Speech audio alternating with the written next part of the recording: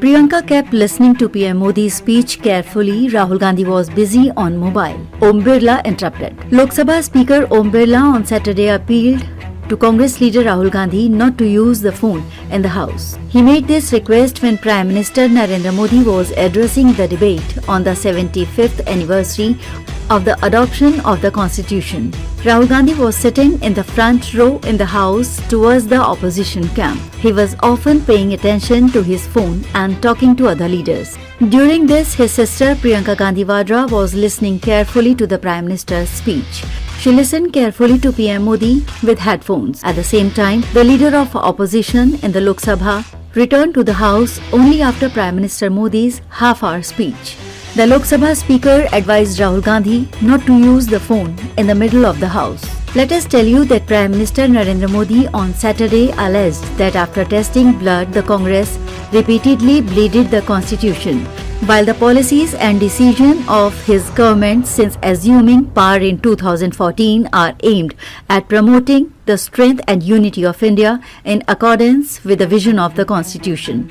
He termed the 75-year journey of the Indian Constitution as extraordinary and targeting the opposition, especially the Congress, said that during this period, one family ruled for 55 years, which tore apart the constitution of the country, imposed emergency, cut the wings of the court, and even worked to strangle the parliament. Responding to the decision in the Lok Sabha on the glorious journey of 75 years of the Constitution, Prime Minister Modi also said that for the Bharatiya Janata Party, the Constitution and its sanctity and purity are paramount, and it's not limited to just words. PM Modi targeted the previous Congress governments and accused them for sowing poisonous seeds in the diversity of the country so that contradictions could be strengthened in the country and its unity could be harmed.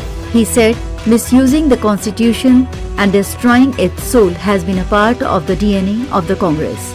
For us, the Constitution, its sanctity and its integrity have a greatest importance. All this is not just in words. Whenever we were put to test, it was found that we are people who have emerged after undergoing penance. Targeting the Congress and the Gandhi-Nehru family, he said that in this journey, one family ruled for 55 years and the tradition of this family, bad thoughts, bad custom and bad policies is continuing. He said, in this journey of 75 years, 55 years we have been ruled by the same family. When India was celebrating 25 years of its constitution, our country's constitution was torn apart.